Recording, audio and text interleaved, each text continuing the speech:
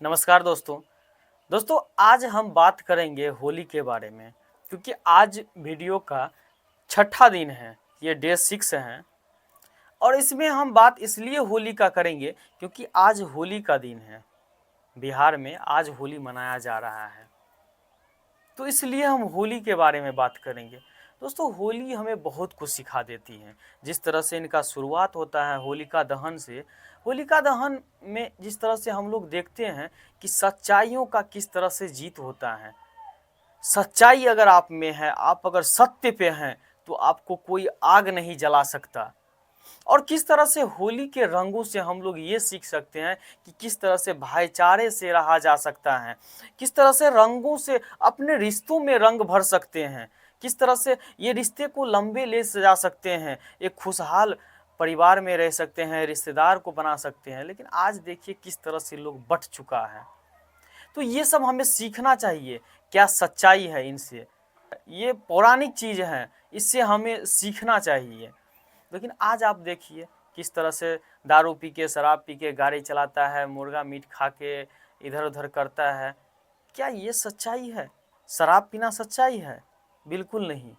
शराब मत पीजिए, ये इंजॉय करने के लिए पीता है यार। इंजॉय ऐसे भी हो सकता है। किस तरह से पहले देखते थे कि किस तरह से गाते रहता था, सरर सरर, हम लोग को भी मज़ा आता है यार, देखने में बहुत मज़ा आता था। लेकिन अब कोई नहीं कर रहा है, इसलिए हारमोनियम तो अभी सीख रहे हैं, अगले साल से प्लानिंग रखे हैं, क्योंकि अभी बजाने नहीं आता है। तो बजाने का तैयारी तो कर रहे हैं, अगले साल पूरे मस्त से प्रोग्राम रखेंगे और ये सब मनाएंगे। जो हमारे पौराणिक धरोहर चीज़ें हैं उनको फिर से लाया जाएगा, और कुछ आदमी मिल करके बैठ करके ऐसे ही होली हम लोग मनाएंगे, आप लोगों को भी दिखाएंगे। ये शुरुआत एक तरह से समझिए, आज छठा वीडियो है तो आज होली से ही हो रहा है, और मेरा डेली वीडियो आते रहेगा। तो इस तरह से देखिएगा आप कि किस तरह से हम लोग धरोहर के साथ होली मनाएंगे, पौराणिक चीज़ों के साथ मनाएंगे। तो आज के वीडियो में यही हम बात करने के लिए आए कि होली है तो आप लोग सही से मनाइए, इंजॉय करिए, सीखिए उनसे। बहुत कुछ सीखने वाली बात है कि किस तरह से हिरण्यकश्यप जो है, प्रहलाद के जो पिता हैं, वो किस तरह से इतने बड़े राजा होने के बावजूद, इतनी तपस्या के बावजूद उनको वो वरदान मिलते हैं, और उसके बाद उनमें इतना घमंड आ जाता है कि वो एक दिन उनका बेटा आते हैं, उसका चूर चूर कर देते हैं घमंड।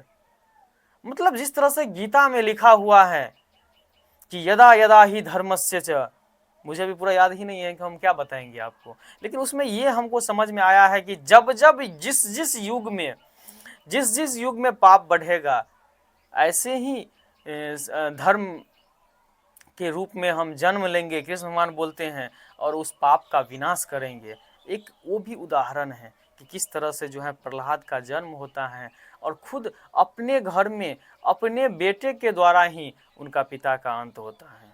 आप ये समझ सकते हैं। तो ये चीज़ है कि किस तरह से अगर कोई बुराई आ जाए, चाहे कितनी भी शक्तिशाली क्यों ना हो, उनका अंत जरूर होता है।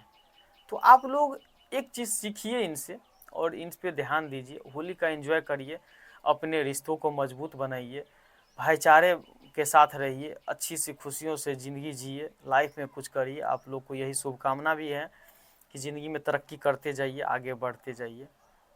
तो आज का वीडियो यहीं तक रहने देते हैं। धन्यवाद।